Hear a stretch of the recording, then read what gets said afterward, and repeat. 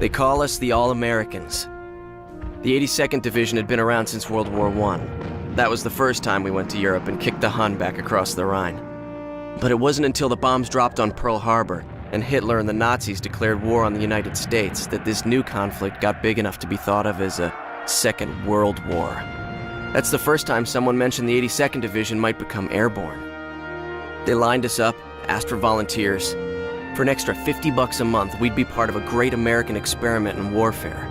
We'd jump out of airplanes into combat. We'd be the first, the Vanguard. We shipped off to Georgia for training, then England, then Operation Torch in Africa, where we got shot at by a bunch of French who seemed to think working with Hitler was a good idea. Then, one day, the brass came out of the briefing tent and gathered their leaders. Then the captains and sergeants got their guys. Within 15 minutes, word had reached every soldier in camp. This was it, Operation Husky. The Americans were fighting Hitler's own, and we were going in first. Husky had gone bad, and the brass knew it. Half the troops were lost before they hit the ground. When we got to England, they'd pile 16 of us into a truck every day, drive away from the manor where we had our camp, and dump us. We got pretty good at finding our way back. Same truck, every day. Don't get lost. I'd broken my hand in some unit training. I was off the jump roster. A few guys got assigned to the beach landings. I drew the triple AAW, anti-aircraft artillery, glider drop. In Anzio, they'd found a diary from some German officer.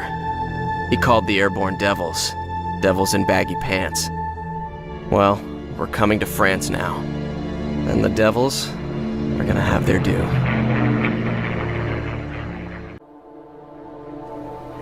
We got a short leave in July. Most nights in a tent outside the same manor house north of London. A bunch of new recruits came in. Officers were building us up fast. Almost no time passed before we were in lockdown again. Our lines were stalled at the border of Holland. Monty had a scheme to break us through. Another Brit plan. At least the Brits were taking the heat this time, dropping 60 miles into enemy territory. We were 35 clicks in. We can do this. That's what we thought. Felt good to be back on the jump roster. This was the big one. Just might be home by Christmas.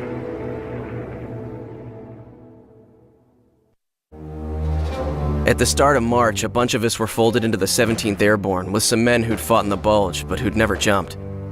They had us based at an airfield in France. Felt like we were gearing up again. A couple fellas were betting we'd jump across the Rhine and that'd be the end of it. But then the 9th Armored captured Remagen, and the Allies started pouring into Germany. From where we stood, it looked like the war was over. The charge into the fatherland would not be led by the airborne. Eisenhower said the Ludendorff Bridge was worth its weight in gold. If that's true, a hell of a lot of dough sank into the Rhine when it collapsed 2 weeks later.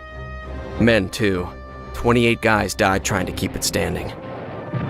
Now it looked like those fellas won their bet. The airborne was jumping into Germany, and there was no hiding it from Hitler. The Nazis knew we were coming, and every gun in Germany was pointed at the sky.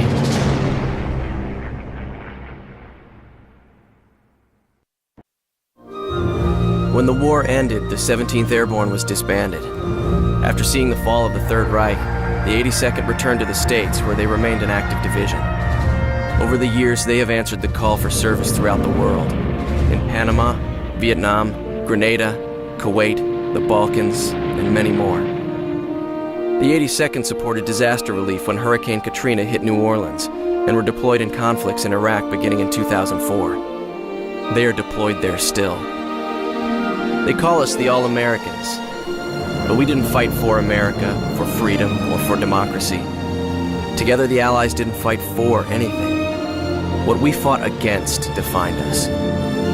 We fought against tyranny, cruelty, and oppression.